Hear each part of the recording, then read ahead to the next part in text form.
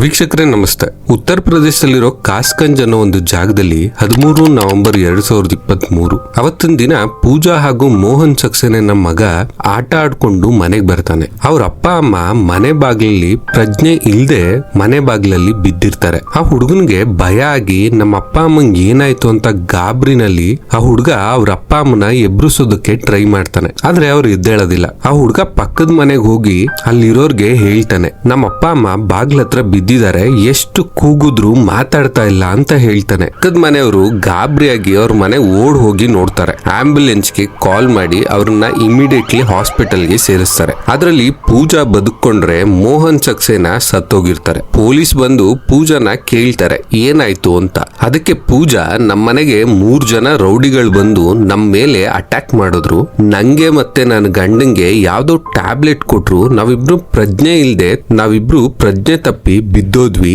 ನಂಗೆ ಮುಂದೆ ಏನಾಯ್ತು ಅಂತ ಗೊತ್ತಿಲ್ಲ ಅಂತ ಹೇಳ್ತಾರೆ. ಪೊಲೀಸ್ನವರು ಮೋಹನ್ ಪೋಸ್ಟ್ ಮಾರ್ಟಮ್ ರಿಪೋರ್ಟ್ ಬರೋವರೆಗೂ ವೆಯ್ಟ್ ಮಾಡ್ತಾ ಇರ್ತಾರೆ. ಮೋಹನ್ ಪೋಸ್ಟ್ ಮಾರ್ಟಮ್ ರಿಪೋರ್ಟ್ ಅಲ್ಲಿ ಮೋಹನ್ ನ ಕತ್ತಿ ಹಿಸ್ಕಿ ಕೊಲೆ ಮಾಡಿದ್ದಾರೆ ಅಂತ ಬರುತ್ತೆ. ಪೊಲೀಸ್ಗೆ ಡೌಟ್ ಸ್ಟಾರ್ಟ್ ಆಗುತ್ತೆ. ಯಾಕಂದ್ರೆ ಪೂಜಾ ಹೇಳೋ ಪ್ರಕಾರ ಇವರಿಬ್ರಿಗೆ ಟ್ಯಾಬ್ಲೆಟ್ ಕೊಟ್ಟಿದ್ದಾರೆ ಅಂತ ಹೇಳಿದ್ದಾರೆ. ಆದ್ರೆ ಇಲ್ಲಿ ರಿಪೋರ್ಟ್ ಬೇರೆನೆ ಬಂದಿದೆ. ಸೊ ಮತ್ತೆ ಪೊಲೀಸ್ ಪೂಜಾ ಹತ್ರ ಹೋಗಿ ಕೇಳ್ತಾರೆ, ಅಲ್ಲಮ್ಮ ನೀನು ಟ್ಯಾಬ್ಲೆಟ್ ಕೊಟ್ಟಿದ್ದಾರೆ ಅಂತ ಹೇಳ್ತಾ ಇದೀಯಾ, ಆದ್ರೆ ಇಲ್ಲಿ ನೋಡಿದ್ರೆ ಕತ್ತಿ ಹಿಸ್ಕಿ ಕೊಲೆ ಮಾಡಿದ್ದಾರೆ ಅಂತ ರಿಪೋರ್ಟ್ ಬಂದಿದೆ, ಏನಾಯ್ತು ಅಂತ ನಿಜ ಹೇಳು ಅಂತ ಕೇಳ್ತಾರೆ. ಹಾಗೆ ಪೂಜಾ ಮೊಬೈಲ್ ನ ಕೂಡ ಚೆಕ್ ಮಾಡ್ತಾರೆ. ಪೂಜಾ ಗೂಗಲ್ ನಲ್ಲಿ how to escape from murder ಅಂತ ಅವರು ಗೂಗಲ್ ನಲ್ಲಿ ಸರ್ಚ್ ಮಾಡಿರ್ತಾರೆ. ಪೊಲೀಸ್ಗೆ ಇದೆಲ್ಲ ತುಂಬಾ ಡೌಟ್ ಕ್ರಿಯೇಟ್ ಮಾಡುತ್ತೆ. ಇದೆಲ್ಲ ಪ್ರೂಫ್ ಇದ್ರೂ ಕೂಡ ಪೂಜಾ ಏನಾಯ್ತು ಅಂತ ಕರೆಕ್ಟ್ ಆಗಿ ಹೇಳಲ್ಲ. ಪೂಜಾನ ಪೊಲೀಸ್ ಸ್ಟೇಷನ್ಗೆ ಕರ್ಕೊಂಡು ಹೋಗಿ ಅವ್ರದೇ ಭಾಷೆನಲ್ಲಿ ವಿಚಾರಿಸ್ತಾರೆ. ಅವಾಗ ಪೂಜಾ ಗಂಡನ್ನ ಪೂಜಾನೇ ಕೊಲೆ ಮಾಡಿದ್ದು ಅಂತ ಒಪ್ಕೊಳ್ತಾರೆ. ಯಾಕೆ ಕೊಲೆ ಮಾಡಿದೆ ಅಂತ ಪೊಲೀಸ್ ಕೇಳಿದಾಗ ಅವಳು ಕೊಟ್ಟಿದ್ ರೀಸನ್,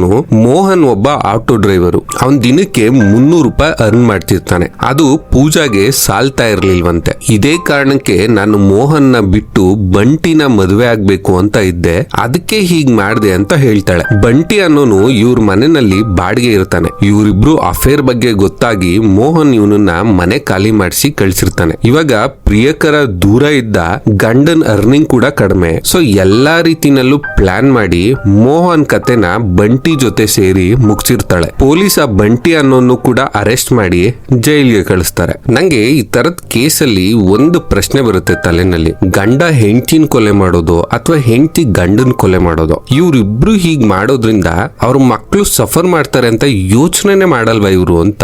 ಇವ್ರ ತೀಟಾಗಿ ಇವ್ರು ಮಕ್ಳನ್ನ ಹುಡ್ಸಿ ಅವ್ರನ್ನ ಅನಾಥರನ್ ಮಾಡಿ ಹೋಗ್ತಾರೆ. ಈ ಕಡೆ ಅಮ್ಮ ಜೈಲು, ಈ ಕಡೆ ಅಪ್ಪ ಸತ್ತೋಗಿದ್ದಾರೆ, ಏನ್ ಮಾಡ್ತಾರೆ ಮಕ್ಳು? ಇದ್ರ ಬಗ್ಗೆ ತುಂಬಾ ಯೋಚನೆ ಮಾಡಿದ್ರೆ ತಲೆ ಹಾಳಾಗೋಗ್ಬಿಡುತ್ತೆ. ವೀಕ್ಷಕರೇ, ನಿಮ್ಗೇನಾದ್ರೂ ಈ ವಿಡಿಯೋ ಇಷ್ಟ ಆಗಿದ್ರೆ ದಯವಿಟ್ಟು ಲೈಕ್ ಮಾಡಿ, ಹಾಗೆ ಸಬ್ಸ್ಕ್ರೈಬ್ ಮಾಡ್ಕೊಳ್ಳಿ. ಇದೇ ತರ ಕ್ರೈಮ್ ವಿಡಿಯೋನ ನಾನು ನಿಮ್ಮ ಮುಂದೆ ತಗೊಂಡು ಬರ್ತಾ ಇರ್ತೀನಿ. Thank you and take care.